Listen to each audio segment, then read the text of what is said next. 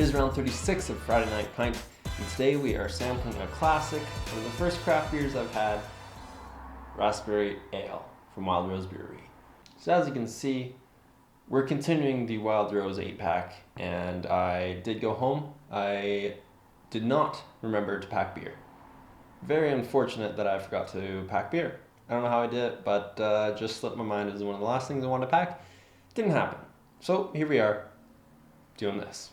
Refreshing, effervescent, and tart. The recipe they provide on the can is the RIPA. It's 2/3 raspberry ale and 1/3 IPA. That sounds pretty phenomenal. I might have to give that a go someday. But let's just try this thing out. Don't let these two tricksters convince you that the fox turned red from drinking too many raspberry ales.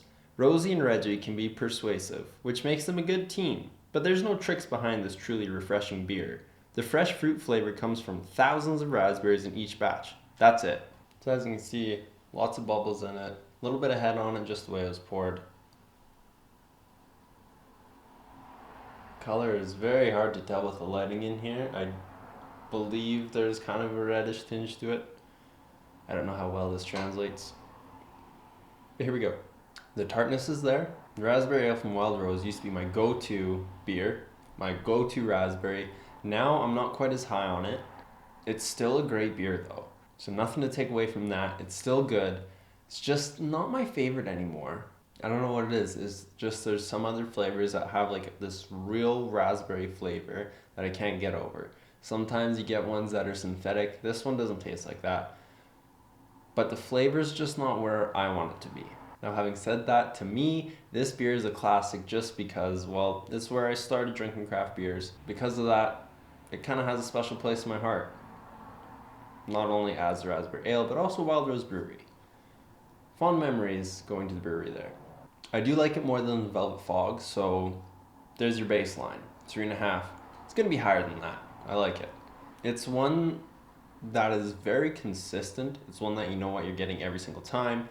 And there's a great deal of value in that.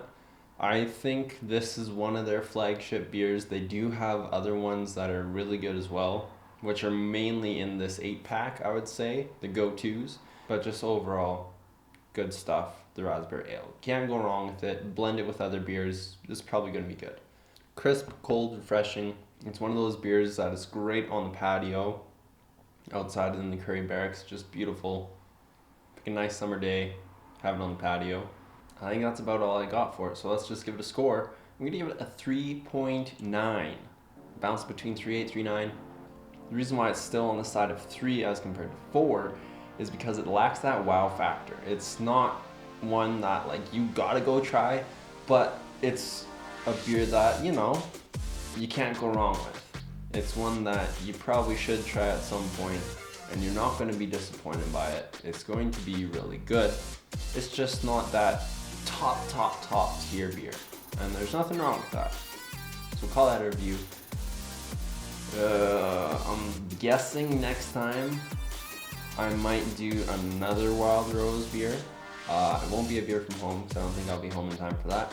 Or I might head over to Highlander and see what they got. Probably a good chance I do that. It's the go-to place. Never disappointed there. Alright, if you like the video, be sure to leave a like. If you haven't already subscribed, be sure to hit that subscribe button. I'll catch you all on the next video. Cheers.